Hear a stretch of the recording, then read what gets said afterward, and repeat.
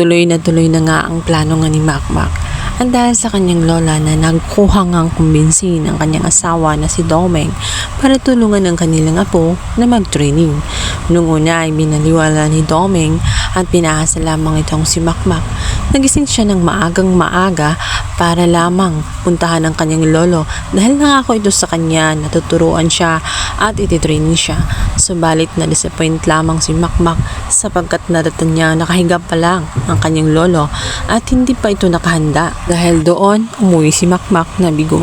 Hindi naman nagustuhan nga ng kanyang lola ang nangyari sa kanya.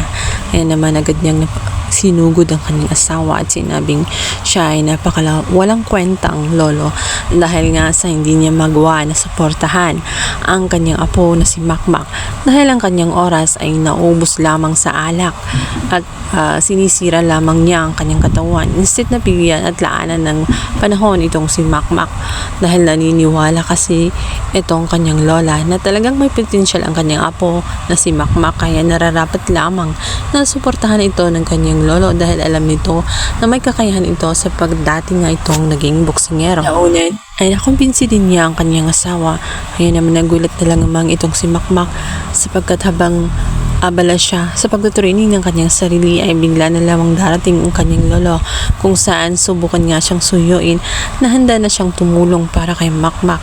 Nagsimula na nga ang training kaya naman masaya si Makmak dahil sa wakas ay alam niyang makakatulong ng gusto ang kanyang lolo sapagkat marami itong alam pagdating sa boxing.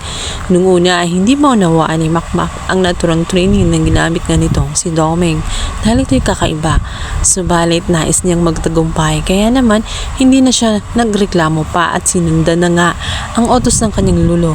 Isang kakaibang training ang kanyang nakita kung saan pinapahabol siya ng mga maraming kabataan at ang kanyang pinaka-goal doon ay dapat hindi madudumihan ang puting sapatos na kanyang suot kaya gagawin niya ang lahat ng hakbang kung paano maprotektahan ito.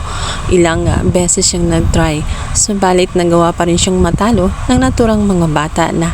Sa kabilang banda, bigla namang darating ang kanyang lola at mga kaibigan para suportahan nga siya sa kanyang training. Subalit magugulantang ang mga ito dahil hindi nila lubos maisip na hindi pala sa naturang boxing or sa gym sila nagtitraining kundi sa naturang nung una ay na-confuse ang mga ito dahil sa kakaibang pag-training nitong si Domeng. Subalit si Makmak ay naniniwala sa kanyang lolo.